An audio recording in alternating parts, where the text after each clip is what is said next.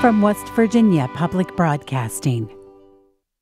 Support for the Legislature Today is provided by AARP West Virginia, your ally for real possibilities in the Mountain State. Learn more at aarp.org/WV. The Charleston Gazette-Mail, using its CGM app to deliver the latest news, traffic, and weather alerts, keeping you in the know while you're on the go. Lumos Networks, online at lumosnetworks.com. West Virginia University, online at wvu.edu.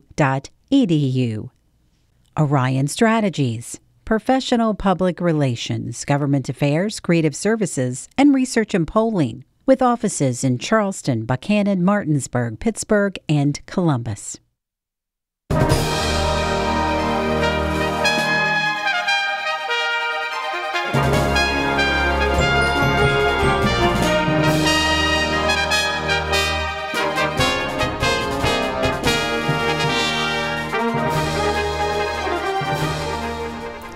Welcome to the Legislature Today from the State Capitol building. House Bill 2519, the Campus Self-Defense Act, is on the fast track this evening. The bill would allow people with concealed carry licenses to carry those guns on college campuses. The bill narrowly advanced from the House Judiciary Committee. A second reference was waived last night, but a motion this morning sent it to the House Finance Committee this evening. College campuses around the state strongly oppose this bill. About 100 people gathered at WVU's downtown campus to voice their concerns today. There was also a smaller counter-protest.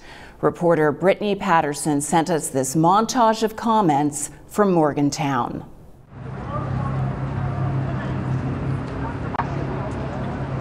We're not even connected. Books, not bullets! Books, not bullets! Books, not bullets! Books, not bullets! We don't understand why this law is being imposed on our campus. And we're trying to move our delegates tomorrow to not vote for this law. It makes no sense.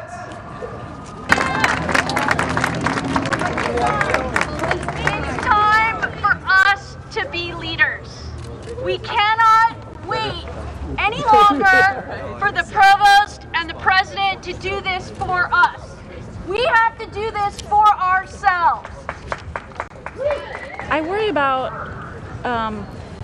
having people who aren't necessarily trained to deal with emergency situations carrying guns. I worry about not knowing who has a gun. I worry about when emotions run high, what happens to students, and I deal with a lot of controversial topics in the courses that I teach, and I can only imagine that it could stifle important conversations that need to happen if the professor and other students are fearful about other students in the classroom and how they might react to things that they don't agree with. The bill has a provision that you have to have your concealed carry permit, which then you actually have to have a written test and a live fire training, and it's not like a whole bunch of yahoos out here carrying AK-47s and stuff like that in the classrooms. So I'd like to dispel the myth that it's going to be like OK Corral. So we prefer local control, not only on this issue, but just about any issue, that our Board of Governors should be given the discretion to navigate and handle those issues. However, we also know that there's a lot of support for this legislation in the legislature, and so it's already started to move out of one committee, is I guess going to the Finance Committee. So what we're asking for is that the exemptions that have been in the bill as it moves forward be preserved, so that we do retain some of that discretion and exemptions to protect our most sensitive areas of campus.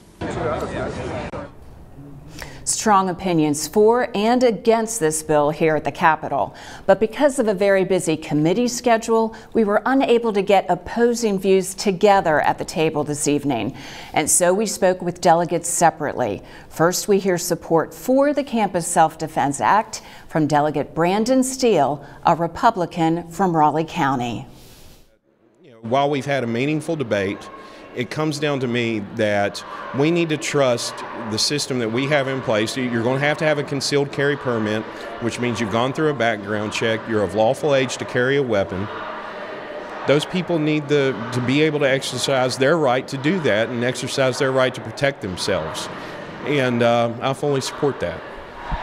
What about the opposition of every higher education institution in the state? Yeah, you have to take that into account, and that's something that was going to weigh on all of us very heavily. And those same concerns came out with constitutional carry, maybe not from higher education, but a lot of people in the law enforcement community had strong concerns about it. A lot of people in municipal government and things like that came out to speak out about it, of how it was going to, even the business community talked about it, of the problems that we were going to have. And you have to weigh those concerns because those are part of your constituency. At the end of the day, I made an oath to uphold and defend the Constitution of West Virginia and the United States of America. And to me, that means the people's right to bear arms shall not be infringed. And that's where I stand on it. But that right has a price tag, a fiscal note of $11.6 million. That's significant, and that would have to be absorbed by those institutions. They're saying they simply don't have that in their budget. You know, I've taken a look at that. I've looked at that fiscal note issue, that this is going to result in added security, metal detectors, and different things like that. I don't necessarily agree that 100% of those measures that they feel they need to take need to be put into place. I mean, if you look at, the sensitive areas that I see, stadiums where more than 1,000 people are coming to an event, you already have security there, armed security. You've been paying for local law enforcement to staff that for a very long time, and there have been metal detectors in place and so forth. You get to the point of talking about having it in the dorm room and things. There was negotiation that was done on this bill with WVU and other stakeholders to see how we could adapt a policy that could help them maintain safety in their dormitories. So they had input on this. I see this late fiscal note coming in as one, I question its accuracy, because I can't imagine that a whole lot of work was done to make that incredibly accurate, knowing how fast it came in. So I don't see that as a big of an issue as other people might see it. What about the issue of young people, and invariably there's alcohol at these events? What about that mix? The concern when you have firearms in the crowd. Right. You're always going to have young people and substance abuse issues and things like that. What we're talking about is people that are responsible enough to obtain a concealed carry permit. That means they got a clean record. They don't have a mental health issue. They've been certified by their local sheriff to be able to carry concealed. And I see those people have been certified by the sheriff of their local community that they're responsible young adults. And like me, I joined. For the opposition to the Campus Self-Defense Act, we spoke earlier today with Delegate Barbara Evans Fleischauer, a Democrat from Monongalia County, and one of the 11 delegates in the House Judiciary Committee who voted to kill the bill. Here's that interview. You voted against the bill in committee. Yes. Even the chair of the committee, of the Judiciary Committee, Republican John Schott of Mercer County, voted against this bill. He was quoted as saying, 18-year-olds, alcohol, and firearms do not mix. You say it's a safety issue as well. Yes, I do. I think that we need to remember that we have, across our state, in all of our colleges and university, we have thousands of young people whose frontal lobe is not fully developed. They are impulsive. It's the first time they are out of, they're not with their parents, so they don't have anyone to guide them. And I am very concerned about the risk of suicide. We have a lot of mental illness is post-puberty. That's when it starts. And access to guns, we already have a very high suicide rate of young people. And I'm also worried about domestic violence and easy access to guns and stalking and fights over sports. I mean, over anything. We're talking about hormones raging, impulsive behavior, and I don't think alcohol, I totally agree with Chairman Schott, alcohol and guns don't mix very well with young people. And this is what you're hearing from higher education officials themselves. They're bringing these points to the legislature. Oh, they yes. are adamantly against this. What are you hearing from university officials themselves? Well, for example, I got an email today from a professor who said, and the bill does have some exceptions, but they will be allowed on campus, they'll be allowed on classrooms, and she was talking about having these large classrooms with 150, 300 people and having their backpacks, which of course they need to have, and people tripping over backpacks, and just, you know, that's not a really good atmosphere to have free-flowing discussion, and they're, you know, they are going to be allowed on open areas. It's just very scary what could happen. Supporters of the bill would say that these are folks that have gone through, have legally acquired the concealed carry gun permits. They've gone through the checks, everything legally, and so this is a constitutional right of theirs to carry to bear arms, to carry these guns. What is your response to those arguments? Well, I think that the Second Amendment is one of many different parts of the Constitution, and it doesn't override everything else, in my opinion. I am supportive of the Second Amendment. I believe in the law. However, we are talking about the safety of our children, and the rules right now say that it's up to each college campus to make the decision, and I think that's a good rule, and I think that's what we should keep. There is an $11.6 million fiscal note with this, but it is not something that would be incurred by the state. These expenses would be of the higher education institutions would have to pay for the additional security, for police, they've listed a myriad of things, and so that's something that has to be considered. Oh, I think cost is huge. I don't know where they get that.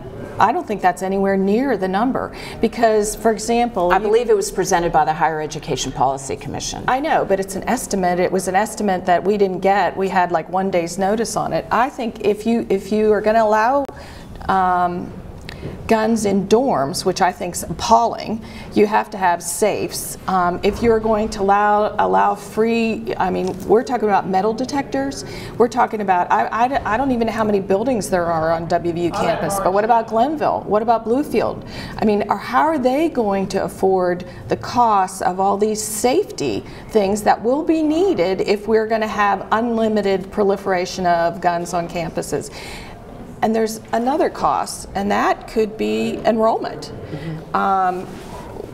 There is a concern that will deter recruitment. Oh, you know, we get a lot of students from New Jersey, from New York. I can tell you that they are never going to allow guns on campus there. And I have had parents tell me if I knew there were going to be guns on campus, I would never have sent my daughter there. We had testimony about that. The other states, and there aren't very many that have done this, have had a 6% decrease in enrollment. That, in my town with 35,000 students, that's a really big hit. But it's especially big hit in the towns like Shepherd, where we have small colleges. That's going to be an economic impact in addition to all these safety investments that are going to have to be made. On the floor this morning, that 11.6, you believe that might not be accurate, it might be much more. On the floor this morning, there were Republican delegates who stood up and called that a fabrication. And so, you know, the question is, what is going on politically with this bill? Last night, the second reference to finance was waived, and it was sent to the floor for a little bit of time anyway. It was waived even though the chair of finance and the chair of judiciary agreed to it. that was shocking that that happened, and that it was corrected. There was a break in the session. Chairman Schott was furious. Just what can you tell us is going on here? Well, there obviously are very strong feelings on both sides, and that was a very unusual procedural move that I think was improper, and it was corrected today. It was corrected, and it was sent to Finance as we meet here. There were exceptions that were made in the bill. Do you want to go through those, and are they enough? Well, I don't think they're enough.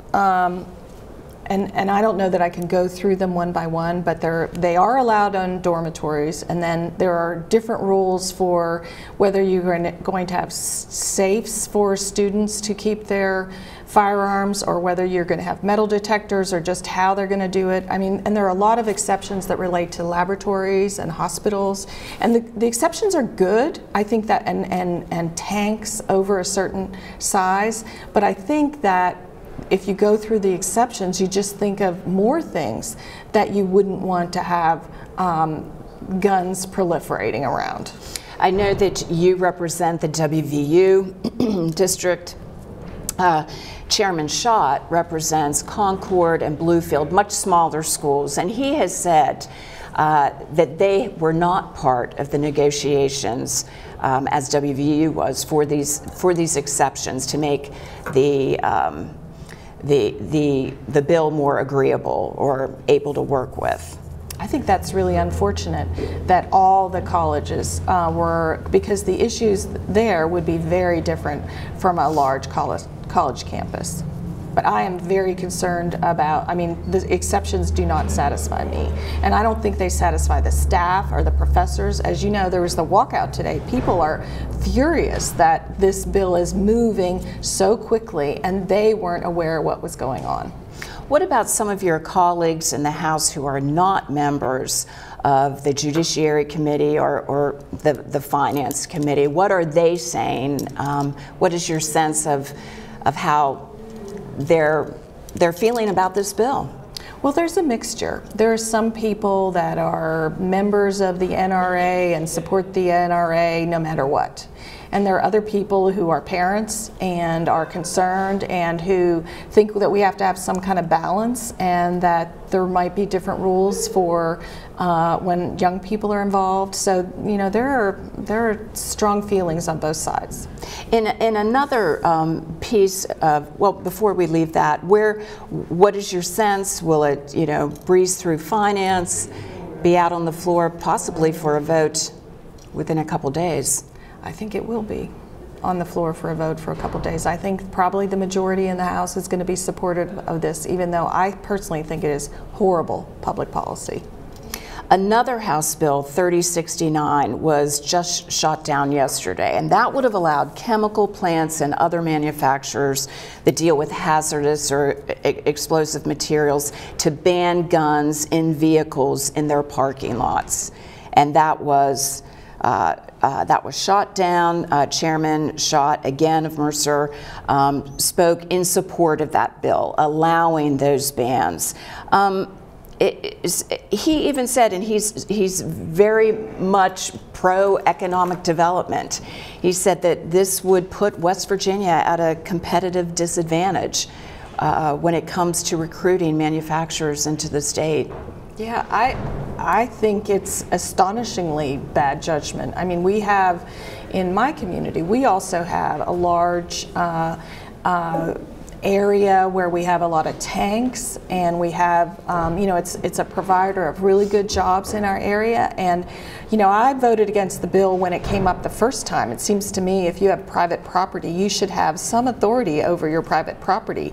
And this was just a very narrow exception to places where they have very dangerous chemicals being stored that could cause explosions. I mean, I'm shocked that this bill would be moving in our state when we desperately need economic development, and we have the promise of, I mean, I don't know, can we recruit something like a cracker if we have that kind of language in the laws? And all these sort of what they call the downstream entity, a downstream development that would happen using these chemicals, many of which are highly inflammable? Can we? So one bill down and one bill moves forward. Thank you so much, Delegate Barbara Evans-Fleschauer of Monongalia County. We appreciate you being here tonight. Thank you too.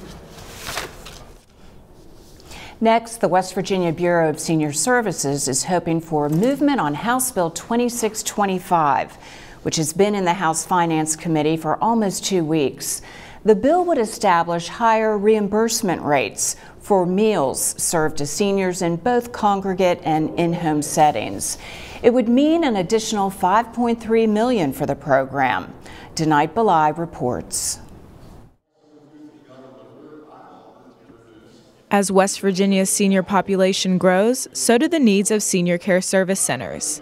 We're in trouble, and we are the foundation of the state. We take care of the seniors. We're not immune to some of the problems that everyone else is experiencing. Senior service centers provide seniors help in various ways, including in-home assistance, home-delivered meals, nursing care, and transportation. Serving more than 2 million meals to seniors statewide last year, Carpenter says the nonprofit Senior Care Agency is facing a budget crisis that must be fixed to sustain the growing elderly population. We've not had rate increases in our home-delivered meals or our congregate meals since 2009. We get reimbursed less money than a Big Mac meal. We've had to reduce services to stay within our budget. Our in-home services have not had increases in their rates, but we're like everyone else. Our utilities have increased, our wage costs have increased. We're facing dire straits when it comes to continuing the services. Delegate Brent Boggs is minority chair of the Committee on Senior Children and Family Issues. He says after working closely with the Senior Services Center, he is aware of the demand for additional funding and is working to get the assistance and resources needed, especially for in-home assistance.